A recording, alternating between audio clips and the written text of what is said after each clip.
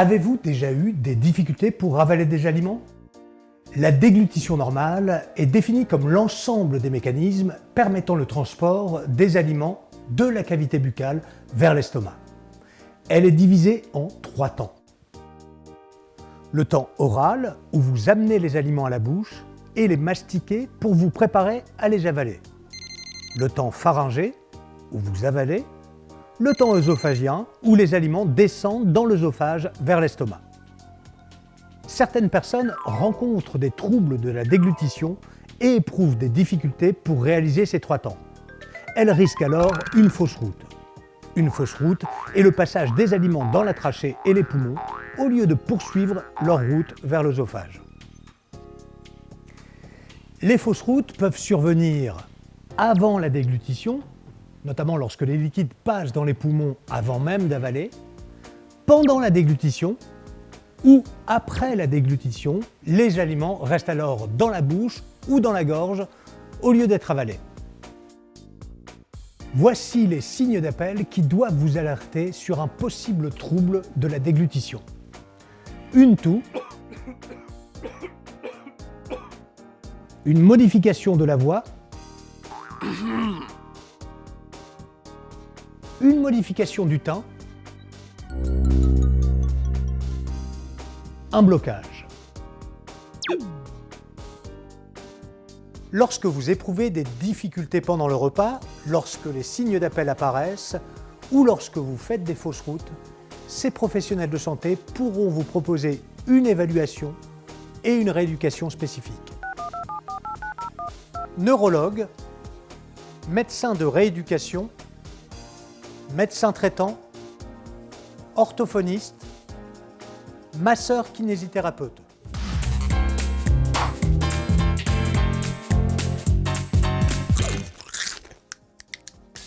Si les aliments deviennent difficiles à mastiquer, vous pouvez adapter la texture des aliments en écrasant, en hachant ou en mixant les aliments.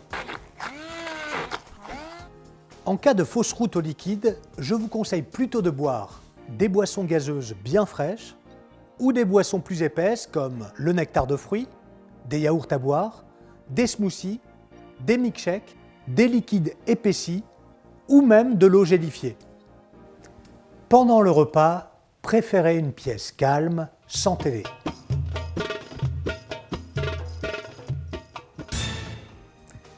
Ne parlez pas avant d'avaler. Parlez entre les bouchées.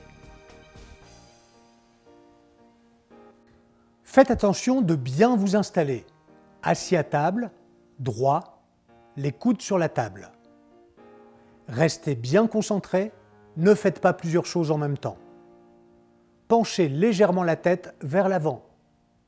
Prenez le temps, mangez à un rythme lent. Avalez tout ce que vous avez dans la bouche avant de reprendre une bouchée. Mangez de tout, féculents, fibres, légumes, fruits, protéines, produits laitiers. Je vais maintenant vous proposer quelques exercices à effectuer à la maison. Lorsqu'il y a un bavage ou une mauvaise fermeture de la bouche, vous pouvez effectuer les exercices suivants. Tirez les coins de la bouche en arrière ensemble. Sourire à droite, sourire à gauche, sourire en montrant les dents. Mordre la lèvre supérieure, mordre la lèvre inférieure. Rentrer les lèvres, mettre les lèvres vers l'avant, souffler, siffler.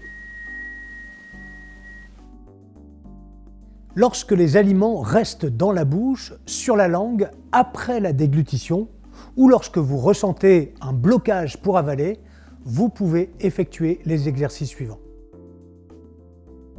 Sortir et rentrer la langue. Mettre la langue à droite, puis à gauche.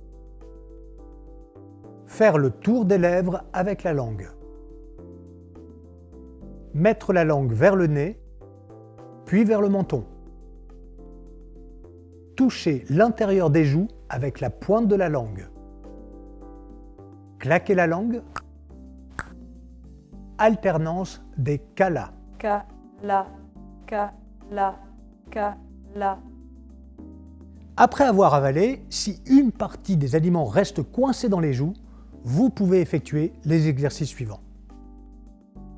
Gonflez les joues. Gonflez la joue droite. Gonflez la joue gauche. Appuyez sur les joues gonflées et empêchez l'air de sortir. Aspirez les joues. Lorsque les aliments repassent par le nez, vous pouvez effectuer les exercices suivants. Inspirez par le nez, soufflez par la bouche et inversement pendant 3 minutes.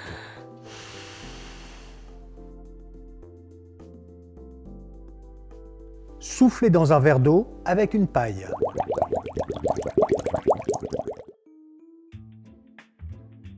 Gonflez les joues et les maintenir gonflées alors que l'on appuie pour chasser l'air.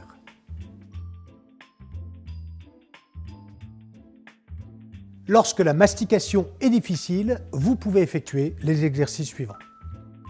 Ouvrir et fermer la bouche. Déplacer la mâchoire de droite à gauche.